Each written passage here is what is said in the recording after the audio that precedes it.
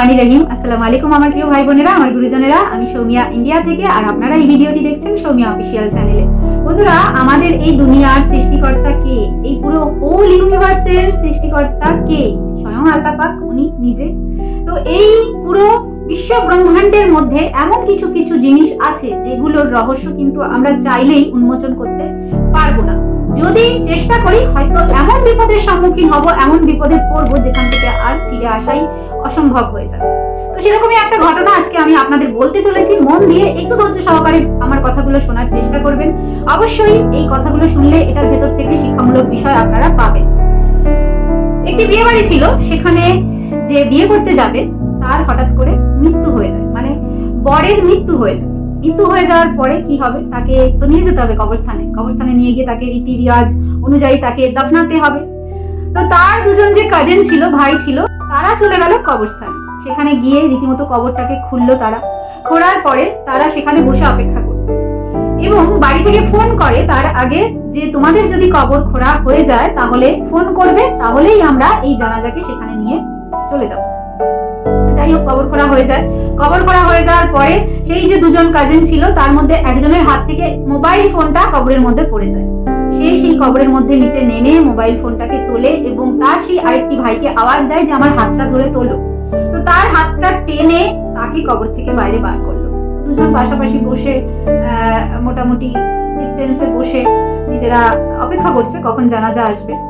তো হঠাৎ করে যার মোবাইল ফোনটা নিচে পড়ে গেছিল সে হঠাৎ করে তার সেই ভাইটিকে বলল যে আমি একটু কবরের মধ্যে যেতে চাই, তুমি ওপর থেকে আমাকে তো সেই যে সিমেন্টের এগুলো থাকে সেগুলো তুমি আমাকে চাপা দিয়ে দাও, আমি একটুখানি ভেতরে ভিডিও বানাবো। তো তার ভাইটি রীতিমতো ভয় পেয়ে গেল। সে বলল যে না, এটা সম্ভব না। এটা যদি হয় তাহলে পরে কিছু যদি সমস্যা হয়ে যায়, বাড়ির লোকজন এসে যদি দেখে তাহলে আমাকে বকবে।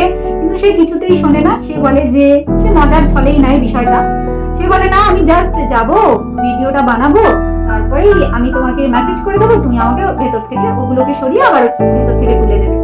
তো ঠিক আছে, রীতিমতো সে চাইছিল না, তবুও তার সেই ভাই কাম বন্ধুর ইচ্ছে রাখার জন্য সে বলল যে ঠিক আছে। তখন সে কবরের মধ্যে ঢুকে যায় এবং তার ওপর থেকে সেই সিমেন্টের এগুলো চাপা দিয়ে দেওয়া হয় এবং তার সেই ভাইটি পরে ইয়ার্কি করে এমনও বলে যে তাহলে কি মাটিটাও দিয়ে দেবো? তো সে বলে যে হ্যাঁ, দিয়ে দাও মাটি।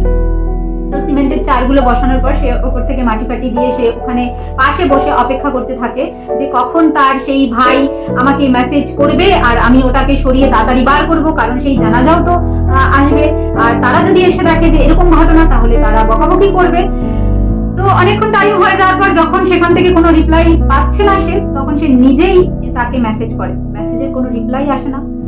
তখন সেই ওপরে বসে থাকা বন্ধুকাম ভাইটি ভাবে যে বোধহয় মাটির নিচে নেটওয়ার্ক পাওয়া যাচ্ছে না, সেই জন্য বোধহয় সে ভেতর থেকে বেরোতে পারছে না। কলও করছে, কলও যাচ্ছে না। তখন সে কি করে? ভয় পেয়ে যায়। ভয় পেয়ে মাটিগুলো তাড়াতাড়ি সরিয়ে সিমেন্টের চারগুলোকে সরানোর চেষ্টা করে, কিন্তু সে বিফল হয়। সে কোনো মতেই সেই সিমেন্টের চারগুলোকে সরাতে পারে না। কিছুক্ষণ আগে সেই সিমেন্টের চারগুলোকে ওখানে চাপা দিয়েছিল, কিন্তু কিছুক্ষণ পর সে সেই সিমেন্টের চালগুলোকে কিছুতেই সরাতে পারলো। সে আরো ভয় পেয়ে গেল। আর এদিকে যখন ভয় পেয়ে সে বাড়ির লোককে ফোন করলো, তখন সেখানে থাকা আরেকটি ভাই সে বলল ঠিক আছে, আমি জানাজার আগে গিয়ে পৌঁছে যাচ্ছি সেখানে। তো সেখানে পৌঁছে এলো। পৌঁছে আসার পরে সেখানে থেকে তারা অনেক চেষ্টা করলো সেই সিমেন্টের চালগুলোকে সরানোর, কিছুতেই কেউ সরাতে পারলো না। সেই চালগুলো সরানোর জন্য সেই রীতিমতো যে মেশিন গুলো হয়, যে ভারী জিনিসগুলোকে সরানোর জন্য, সেই মেশিন সেখানে আনা হলো। তাও সেই চারটিকে কোনো মতেই সরাতে পারলো না বন্ধুরা। রীতিমতো সেই যে মৃতদেহটা তাকেও তো কবর দিতে হবে, তার জন্য আলাদা করে আবার কবর খোঁড়া হলো, তাকে সেখানে মাটি দেওয়া হলো।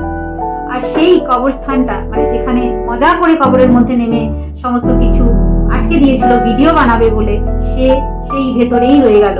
তাকে কিছুতেই বার করে আনা গেল না।